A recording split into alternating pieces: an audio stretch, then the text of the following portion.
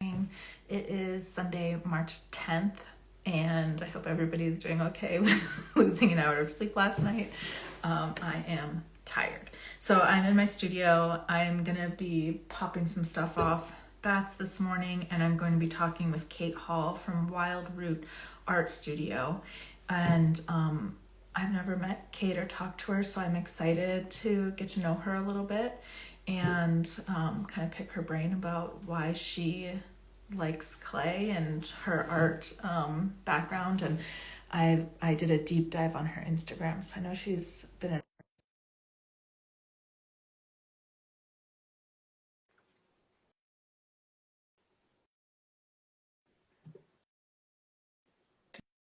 just getting Kate in on the call. There we go. Hi, Hi. how are you? Good. How are you doing? Good, thanks for joining. Good. I'm trying. I'm like, my face feels too I big. know. So Kate's coming to us from Utah, right? Yes. And Yep. yeah, I'm in Maryland. Thanks for getting on so early. I know that with the time change. I mean, it's 11 a.m. here, and like I was in my bathrobe until like 15 minutes ago. So, Yeah. I know it was a little rough getting up at 8 o'clock today because it felt a lot earlier. uh-huh. So Yeah, big time same. So, Kate, I don't know you at all. I would love to know. I was just saying, I did like a deep dive into your Instagram last night and was seeing that you are like an artist as well as a painter. So, if you could share some of your like art background and how you got into clay, I would love to hear it. sure. So yeah, I studied drawing and painting in college, and that I kind of got my degree in just like a general art degree, but I did a lot of drawing and painting, and I ended up taking some pottery classes and just fell in love with wheel throwing. And I probably would have pursued it more, but when college ended, there went all of my connections Mhm. to having the supplies and a wheel and a kiln and all that. So and where I lived, there was really no community studio nearby. And so this was like, let's see, I graduated in 2000. Um, and so I just put it in the back of my mind, oh, I'll return to it someday, when I have the resources to do it. So, anyways, I still feel like my head is just so big. No, no, you're good. Okay. All right. So there we go. Um, let's see. And then I was teaching art classes, just like private and small group art classes, mostly like kid classes for years and years, while I like was raising kids. And I would take breaks here and there, but I did it for on and off for like, let's see, I'm still kind of doing it. And my daughter was born in 2002, and that's when I started. So it's been like almost 22 years. Yeah, So that's awesome. yeah, so I think around like 2018, 2019, I was like, I would have like a lot of repeat students, and I would always have to come up with like new projects to do. And I'm like, it'd be really great if we could do like a 3D art project. So I wasn't getting into it with the intention of like getting myself back into it, but more just having a project for my classes. So I was like, oh, I'm going to buy a kiln. So I bought a kiln in 2019, the beginning of 2020, actually. And so I had the kiln, but I didn't really have anything else. Bought a bag of clay, and then I just would have like my students do like pinch pots and like quail pots, and I didn't have a slab roller or anything like that, so it was really limited what we could do. And then I got to the point again where I'm like, okay, we keep doing these little pinch pots. I need another project. So I'm like, I'm going to get a slab roller now. And so I got the slab roller, and it was the first time I'd really gone online to like research, like, what's a good project. And I came across, like, I had just not been in the clay world forever. And I didn't realize how much it had progressed and changed since 20 or 2000 or whatever, the late 90s. So I saw that there was like commercial glazes and under glaze transfers, and glaze layering and all this cool stuff. And I like it changed my whole world. Like instead of caring what was I was doing with my students, I with the next project. I mean, I did care about that, but I was just like I wanted to get into it again. And so for that first year, I really only had a slab roller. But from the time I got a slab roller for like a year, I just explored that whole world of hand building. And I did, sorry, I'm gonna like situate it. I should have like practiced this a little It's bit okay. um, before we started. Hold on Yeah. just a second. I'm going to. Yeah. Well, while you're doing that, I love that you came back around to it after such a long time. Um, for me, I like never had any experience touching clay. So to hear someone who like loved it but like didn't have the resources for it to like actually, you say that all the time, right? Like hopefully I can come back around to it. You actually did do that, which is really cool. And I like that journey that you had of like, let me teach other people how to do this. Oh no, wait, I really love this myself. I should do this for me too. Yeah. Well, I was trying to remember like how did I like figure out who you were and start following you. And I think it was back in that stage when I was only had a slab roller, and I found out I like saw GR pottery forums and I was like obsessed with them. And I think you were on there a lot. Like I think that's how I got to know who you were, because would you tag them a lot? Oh They yeah. repost stuff. Oh yeah, that's how I found you. And then I realized I'm like, I think Sunny is like starting out around the same time I am. Like, because I was pretty new, and I could tell we had around the same like Mm-hmm. amount of content on our social media, and kind of in the same place maybe. I don't know. Yeah, no, totally. That timing like totally lines up from like kind of when I started and like when I started posting. And like, yeah, I mean, I still do. I tag all, I was just yesterday doing a bunch of GR pottery forums and like the underglaze transfers and stuff. Like, Yeah. I'm Oh, like, tag I love that. everybody. And that stuff I love that that stuff like for me when I do like a show or whatever, that stuff always sells a little, like Always. especially certain times of the year, like Christmas time, like those little dishes where you put underglaze transfers and dress them up a little bit, like great stuffers and stuff like that. But yeah. Yeah, Yeah. no, totally. I mean, I've been on a million times doing underglaze transfer videos and stuff like that. So like everybody knows I love them, but it's just like such an easy way to put like a little bit extra personality into it. And like for you, if you're studying kind of like painting and drawing, you have a little bit of that artistic flair. I do not. I am not in that way like artistic. So to have like, images to put on my stuff is like really nice. I think it's really hard to like draw something that detailed on clay. And I'm like, nowadays, you can make your own, but like I haven't gotten to that point to make my own underglaze transfers.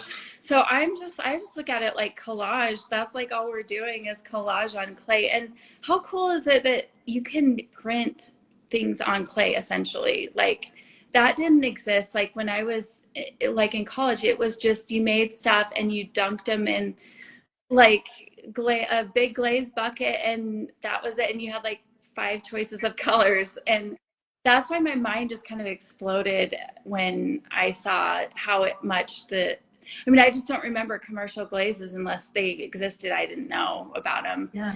And all the tools and all of the stuff, like the forms and everything, like it's just such a cool time. If you're just getting into pottery right now, it's such a cool time, and you can go in 1,000 different directions with it, Totally. I was going to say the same thing. Like, I feel like pottery has become a little more mainstream, so more people are able to go and like experiment with it.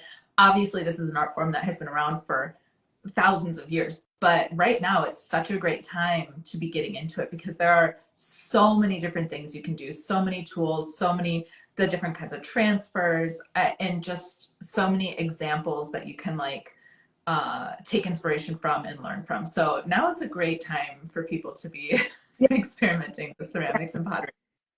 Yeah, and I think it is like you just see, I mean, how many like pottery Instagram like Mm-hmm. people out there just so exploded.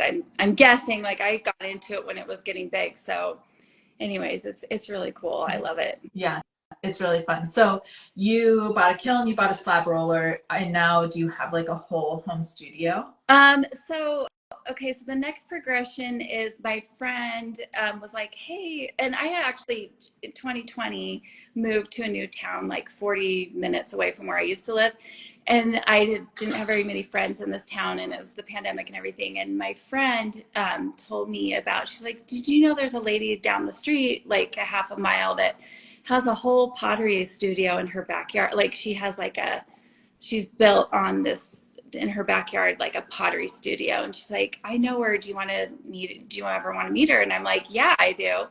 So, like maybe like a few months later, she's like, hey, let's go meet her. And so I went with her and met her, and where I like joined like a little community in my area. And that was just like, and I exploded it even more, like in the wheel throwing world. So I had bought an Artista wheel, and I gave it to, well, yeah, I kind of bought it and I gave it to myself for Christmas, but I told my husband, and so like, I remember Christmas Day that year, I think it was like 2022 or something, or maybe no, it was 2021. I'm like at the wheel, and I haven't thrown for 20 years, and I could center. It was like riding a bike. I remembered how to center, but then I couldn't remember how to do anything else after that. So it was good that I met Tiffany. Tiffany is the lady with the clay shed, and what she had done is she'd been doing pottery since like the, and she had finally like built her dream pottery studio in her backyard. And basically she took a really fancy nice shed and built it as big as they will allow you to do in our area with zoning, like building codes, all that stuff, and put like heated floors in. I mean, it's such a beautiful studio. And then she like painted murals on the walls. Like, anyways, it's breathtaking when you go to her studio. And I'm like, I want to take classes here. And she was full at the time, but within a couple of months, she fit me in, and I started taking, and I picked it up really fast. I just couldn't remember. I had watched YouTube videos, but I just almost needed someone to stand over me and be like, do this with your hands, do this with your hands now, and pulling like that. And anyway, so I came back really quick. And so from then I stopped hand building so much, and I just started throwing and trying to like learn all the forms and stuff like that. I mean, I had just like a basic from college, like I knew how to do a few things, but there's so many different forms, and that's been fun over the last, I guess, 2 years or so, like just learning all this stuff, and it's just been a fun journey. So yeah, that is really cool. And having a shed like that is like such a dream. oh yeah. I have definitely looked at like Costco sheds, but I have no room for that in my backyard. I am in my guest room at my house, and that works. It's great. Yeah. Dream, right? Yeah, someday. Yeah, right. But and I'm gonna say about, because earlier you mentioned that there weren't really any community studios, and then so you found one, and I feel like that clay community is so important especially when you're first getting started, because like you said, to have someone kind of like stand over you and give you tips and help you, it's so different than just like watching videos or trying it yourself. But also just having that community base of support is so important. So I'm really glad that you were able to find that. Yeah. And it's been such a cool, just having like a community of people that are like maybe a little bit ahead of you or behind you on your journey. So Tiffany, the lady that I started taking from, she has like a YouTube channel, and she had quite a decent following. She's Hobble Creek Pottery on YouTube.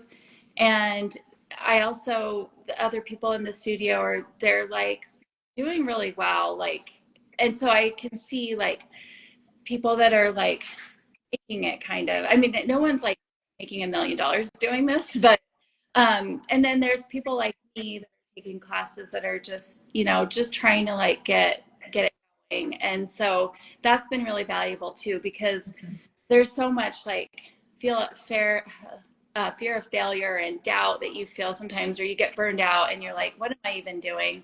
And then you've got that community that you're like, see, they're, and they're supportive, and you see their successes, and it makes you like see the possibilities, I guess. no, absolutely. I totally agree with that. And I also feel like with that kind of like fear of failure and feeling burned out, it's also nice to have, and like in my kind of pottery community, it's like you said, such a range of just like hobby potters, people who are trying to do this full time, people who are trying to like open their own studio. And meanwhile, I'm kind of over here like doing my thing and I'm starting to feel burned out. But then I have someone saying, like, well, it's okay to take a break. You know, it's okay to whatever. And it's one thing to hear it from like a friend or a family member, but someone that's like in clay and like has their hands in clay and kind of understands the like draw to keep making stuff, them saying like, well, it's okay if you like chill a little bit, or it's okay if you try this. That is a really nice thing. And also, it's okay to take risks and try it. And if it doesn't work, it's not a big deal. Like you just try Yeah. something else. So that having that support has been for me really invaluable. Yeah, definitely. Yeah. So what community are you a part of? Is it So the, I have just kind of my community studio that I went to and started learning at, but I also do the Throwing with Molly group, which is oh, Molly Senior. And we meet every Tuesday night and do like virtual meetings. And then, you know, some friendships have offshooted from that. And we're going to the NSECA conference in a couple weeks, and so a lot of us are going to be meeting for the first time in person, or you know, meeting for the second time ever from another conference. oh, So that's, for me, that studio, that community has been my real huge support in all of this. yeah. Oh, that's awesome. Oh, I'm so jealous that you get to go to NSECA. Well, I heard, and I don't know where I heard this, if I read it or if it's true, but that the next one is in Salt Lake Yeah. City So next year. I think 2025 it is Yeah. because the last few years it's been somewhere too far for me to like. Yeah. So I think generally they switch coasts. Uh, So last year, I want to say was Cleveland. I didn't go. But so in 2020, March of 2020, it was supposed to be in Richmond. It got canceled. So this is kind of like the redo. So I think after this, they'll go back to West Coast, East Coast, West Coast. yeah. Okay. So that should be cool to have it out there. Yeah. No, I'll be going to that one. Yeah. 20. Yeah, I've never been. I'm really excited. I've been like checking over the schedule and like, you know, Yeah. looking at restaurants where I can get food because I'm a over planner. But yeah, I'm excited, and I think it's gonna be.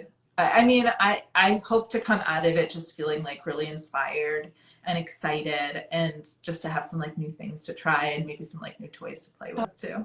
Oh, definitely. Yeah.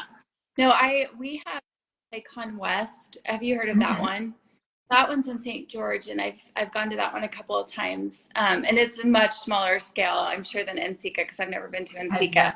But exactly, it's like, just like it revs you back up if you're in a slump at all. It gets you so excited. And the thing that I'm always like, I never budget enough money to like, you get down there and you see all the stuff you can like buy, and they're like on a deal or whatever at the conference. And yeah, so it's such a good time. I am just anticipating I'm probably going to spend way more money than I probably should or plan to. Yeah, but also I feel like, and this is just like anecdotally, shipping for pottery supplies is so expensive. Oh yeah. So I'm like, if I can buy something that I like might need, maybe I should just get it. Yeah, yeah.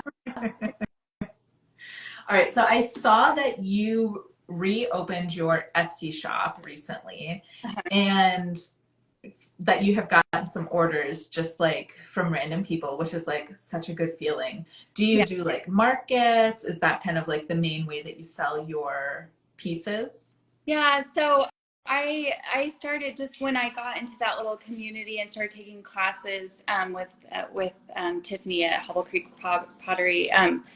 We would do markets together, and they graciously invited me to come, and it was kind of fun. We would just do the little ones in town, like the art um, festivals, and like there's a thing called Days. I live in Springville, Utah, and so and it was fun to just you know check it out. But those have never like really rake in the money. I mean, at least for me, I should say. Other people that I do it with, they do.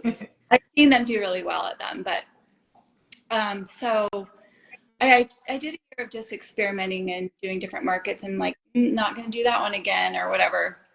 And then I do like a Christmas show every year with two other artists, and that one always does really well. But Mhm.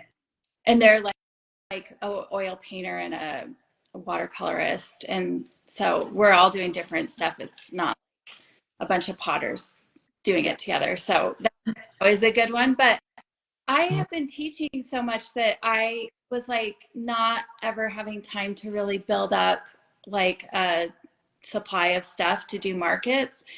And like I think I this year I kind of forced myself to like take a break from teaching, which is hard because that's guaranteed. Like I know I can fill up a class really easily, but I don't know if I can sell my pottery. So it's been a little scary, like taking that leap of faith. But so I decided not to teach this winter, and I've just been restocking. And I did put I my husband last year was like, "Hey, we have a lot of pottery just hanging around. Let's just start an Etsy."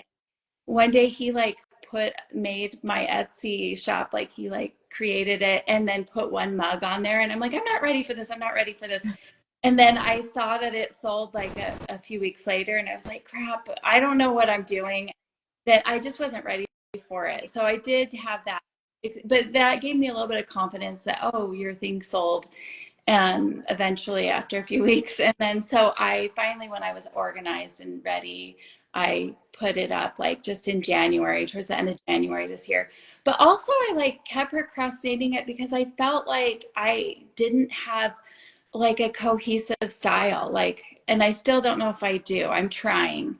But do you ever feel that way, like you're like Always. trying all these different things and it doesn't look like it is cohesive? Yes. No, you are not alone in that for sure. And like, one of my people from my pottery group recently said to me, like, I feel like my style has really like kind of like zoned in.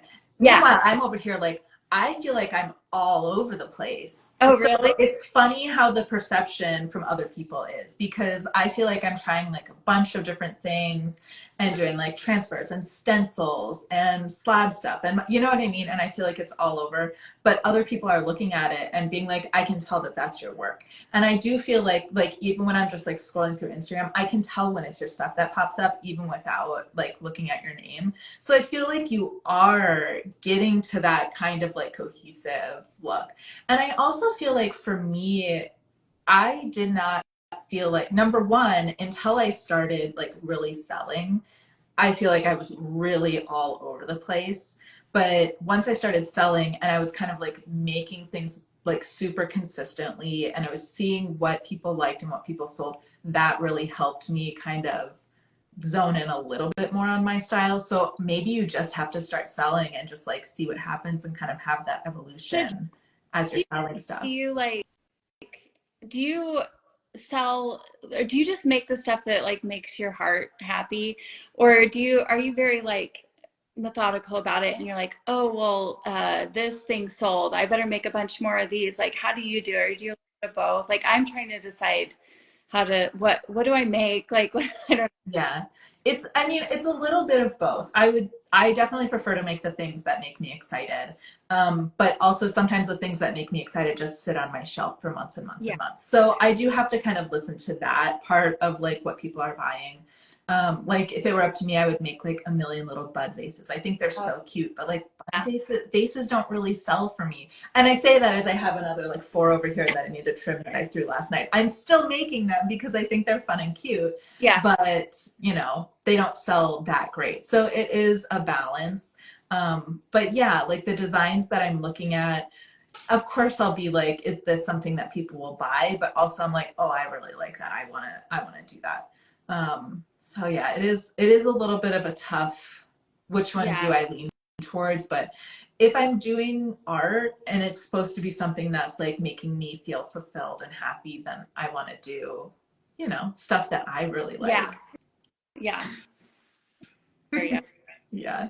What kind of things like I mostly make like pretty functional things, mugs and trays and jewelry dishes, and I will maybe dip my toe into some things that are not super practical, but like mostly like kind of functional stuff. What kind of stuff do you really like to make? I have really enjoyed like just learning new things and new forms and challenging Mhm. myself and like, oh, can I throw bigger? I like berry bowls, I like mugs. I think the thing that I love making, but and I don't necessarily love glazing, but I love glazes. Like glazes is my like if I could splurge, I would just buy all the glazes, whatever. Yeah. I just love it. And so that's what I sometimes I'm like, I get really excited if a glaze it has really rich and like depth to it or like runs really cool. Um and then I'm like, this is a pretty loud mug I just made with all this like glaze drip. And so I'm like, I don't know. That's the thing. I'm like, it makes me so happy, but I'm like, is it too much for a lot of people? I don't really know. But But here's the thing, somebody is going to love that. If you love it, someone else is going to love it too. yeah. And I think it goes back to like my roots in drawing and painting because I like color and I like texture then it translates into like my love of like glaze. But and I love a glaze that does so like really interesting things where like if you zoned in on it up close, it looks like a really cool abstract painting or something. So yeah, that's where I like glaze is like runs the show for me. I just love it. But I Yeah, don't that's so know. funny because I'm so afraid of glaze. I'm afraid to do it by like at home by myself because I don't like understand glaze chemistry and I get like really nervous about like ruining pieces. So from and I also just I really like white, which I use a lot of white. But if I'm gonna buy something, I'm gonna be looking for something like that has like intricate glazing and something that's like really, thoughtful. Here's the thing is I don't drink like coffee or tea or anything. And so I'm always looking at mugs and I'm like, why am I looking at mugs? I buy so many planters and Oh, I just empty planters sitting up there from all these amazing potters. And I'm like, okay, I need to go back to the nursery, like fill these up. oh, that's cool. What was I gonna ask you? Oh, I was gonna say I do like to use white though too, because especially if you're doing anything that's like functional, like food always looks good on a white plate or that. So I do whenever I do a show, I do a handful of things that are just white too, Yeah, because yeah. I Well, and two, like I know that you use some underlays transfers. It looks very clean with transfers. And also like I'll do a lot of stencils, and so like it looks very clean, kind of. It yeah. looks very like, not too busy if it was like a fancy design and then a fancy glaze. I mean, it looks great on some people. Honestly, I'm just too afraid to dive into it.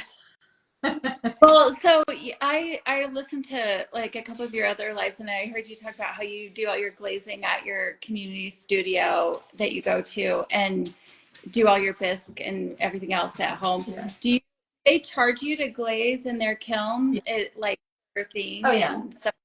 Yeah. Oh, yeah.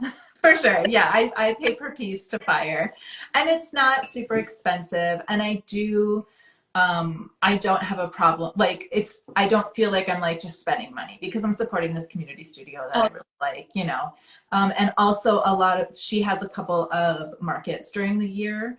And then what I sell kind of just goes on my account and then that pays for my firing, so it kind of evens out. And like I did a workshop a couple weeks ago, so the money from the workshop goes on my account and that pays for my firing, so it works out. I'm not actually like putting out a lot out of pocket, and I know that I'm using commercial glazes and I could mix them and try them at home. This is something that I've been like going back and forth for like, I mean, how long have I had my kiln? I've only had my kiln for about a year and a half, I think. So in that time, um, I just haven't gotten up the guts. I even downloaded one of the Sue McLeod glaze courses, ooh. and I like still haven't gotten through it yet. Like I don't know what is holding me back. Maybe I'll go to NCECA and something in me will like light a fire and I'll feel really motivated to do it. But then I'm getting into like spring markets and summer. Like this was really my window to try it and I didn't. Well, Okay, so I'm no expert at all. In fact, I've mixed up maybe 5 or 6 buckets of glaze, and one of them hard panned on me, and so I'm like, dang it. But I I haven't, have you figured out how to fix it? Because yeah, okay, we just went through this okay, in my throwing with Molly thing. I'll try to find it. It's like you do something with Epsom salt, okay. and you kind of like I'll find the like But recipe it's and I'll send it to you. So you like really hard. Like I went to glaze something and I couldn't even like stir it barely. can. The bottom, it was just like really thick and hard on the bottom. So it will, okay, so that will like break it up on the Yeah, bottom. yeah. Okay.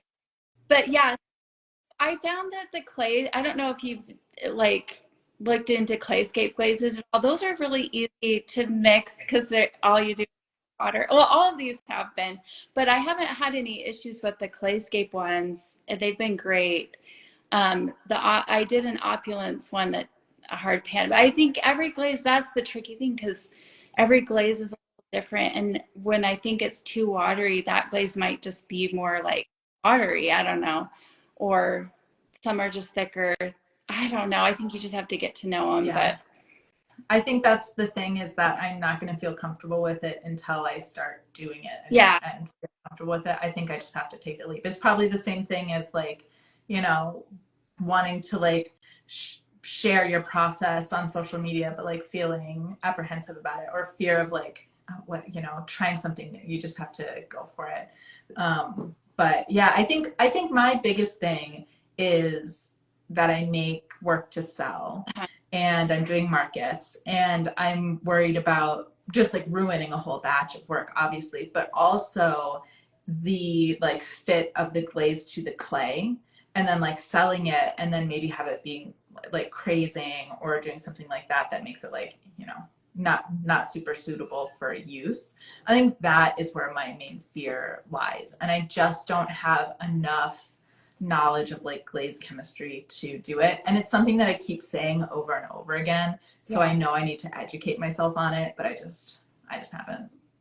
yeah. I know there's so I mean you could do this for like 1,000 years and like barely No, scratch the surface of it. no, totally. There's so much. And that's the thing. I've only been doing this for not even 5 years.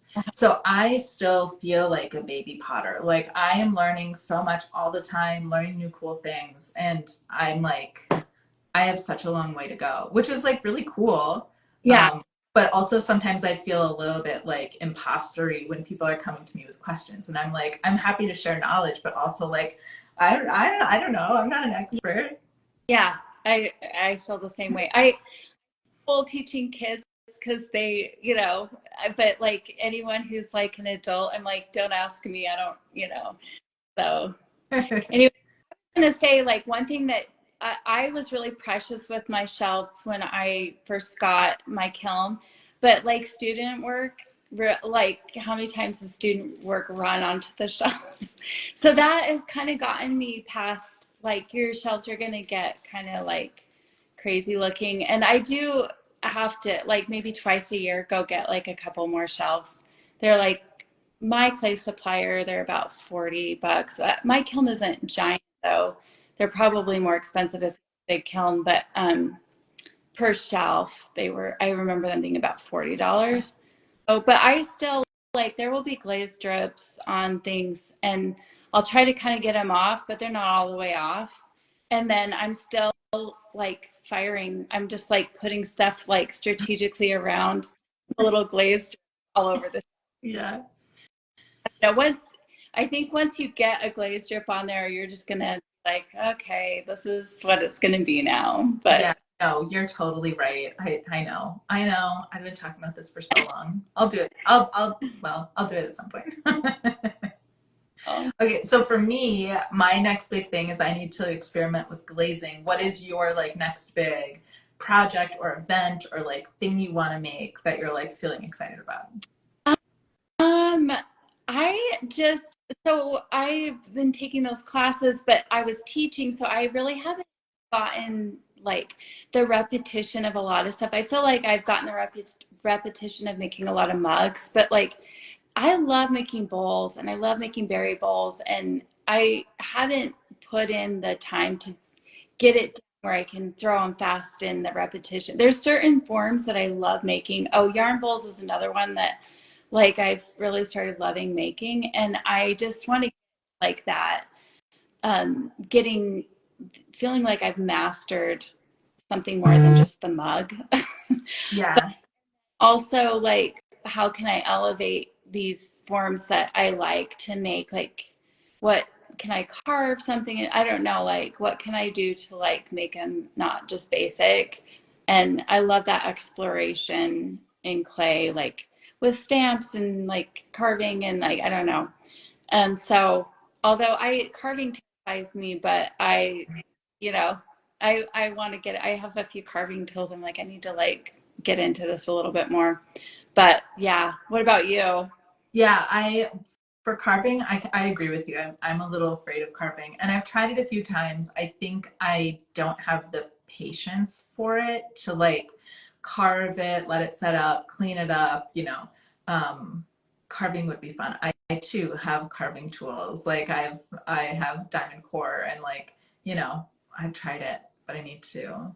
I would like to. I think this is my year kind of like surface decoration, Yeah. of like trying different things and playing around a little bit more. So yeah, that's kind of where I am. And like right now, I'm getting ready for springtime markets, and I have, I think, 3 or 4 in April and May. I might add like one more, but then I'm gonna take the summer off, which last year I said I was going to do. I said I was gonna take the summer off. I ended up having, I think, like 4 markets throughout like June, July, August, which was fine. But both my kids being home, I'm a stay-at-home parent. Like, we're not gonna do summer camp. Like, I'm excited to like spend the summer and have fun and not do markets, and then stock up for fall and just like make like Christmas trees and ornaments and like all the basic stuff. So that's kind of what my plan is. Well, it's been fun seeing your like. Is it a cricket that you have or what? Yeah, I have a silhouette, which is similar. Yeah, so I've had a silhouette for probably about 12 years, and I'm only on my second one. And I got it when my youngest was born, because as like a present, because my old one just like wouldn't connect to my computer. My computer software was too advanced for it. Like you know. And I love it. I love doing some things. And so I took a course a couple of weeks ago on screen printing underglaze transfers. So that is like something I'm really excited to try. I've cut the first couple, but I haven't like put them on the screens or anything. So that goes back into that surface decoration thing of. Wait, does it? So So what you do is you use heat transfer vinyl, okay, and then you iron it onto the screens that would be used for it. So you're not like burning the screens like a traditional like screen print situation. Yeah, I'm really excited to try it. I hope it looks like it looks pretty like straightforward. Like obviously you have to like have the knowledge to do it, but like I think I can do it. I think it'll be yeah. cool. Oh, that sounds. Yeah. Like your quilt mugs are really cool that you started Thank you. doing. I like sell really well. I don't know. Yeah. I have quilters in my life that I'm like, oh, they would love a quilter, little quilt mug or Yeah. whatever. But yeah, Yeah, those are really fun to make, and people really like them, which is nice because I really like making them. And like, if you're not doing one that's like, I have a couple that are like super intricate. They're super easy to make, yeah, and I think too, I should be a little more brave with the colors that I'm using, because mostly I'm using white for the quilts. So I think it'd be fun to add a little bit more color to it. yeah. Maybe that's my thing, is adding a little more color this year. Do the underglazes because you have that like speckled.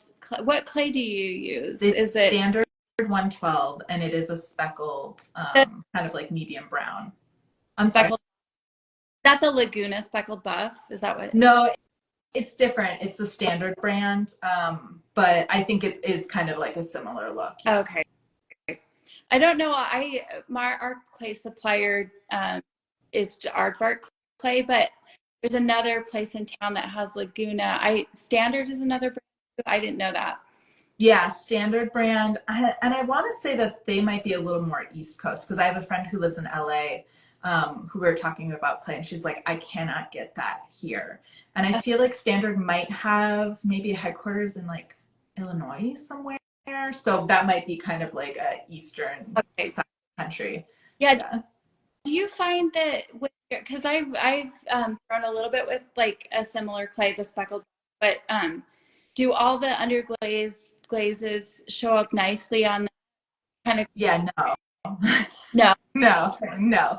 I have like test tiles that I've done of different like stroke and coats with the gloss, and some of the like I like to use speedball velvets under glazes. And then for the underglaze transfers on my clay, like the light pink transfers, like they don't really show up. And the white shows up, but it's very light.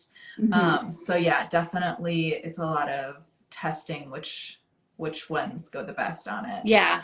Which is, not fun, but Try other clay bodies, because sometimes a glaze will actually like be spectacular on like a darker clay body, but really kind of boring on V-Mix or whatever. But yeah, but mostly a lot of the colors don't look as good on the darker clay bodies, but experimenting. But yeah, it's like it is so try out. fun. And I would love to use a lighter clay and a darker clay. So I did mix up some white slip last weekend that I'm hoping I'll be able to add to my clay, which would be really cool. Dark clay just is so messy, and being like in my home studio and doing like reclaim, recycling all of my own clay, I'm hesitant to add in another clay body because it's a lot of cleaning and separating and Yeah, I feel the same way. Like I feel like when I use a red clay or whatever, it's like it looks like somebody got murdered. Yeah, totally. Totally. All right, Kate. Well, this was great talking to you. I'm really glad we got to connect. We have followed each other, like you said, for a very long time. So it's nice to kind of put a face and a voice to the work. And I'm excited to see what you're gonna do. And I'm excited to see if you decide to like post some videos and stuff on Instagram. I'll be there watching and checking them out. This is my step in being more brave. Thank you for inviting me, No, because this is great. I can be pretty shy about putting my face and myself on my Instagram. So yeah, thank you so much. This was wonderful. I'm so glad I got to get to know you a little bit better. And I will talk to you soon. Thanks. Bye.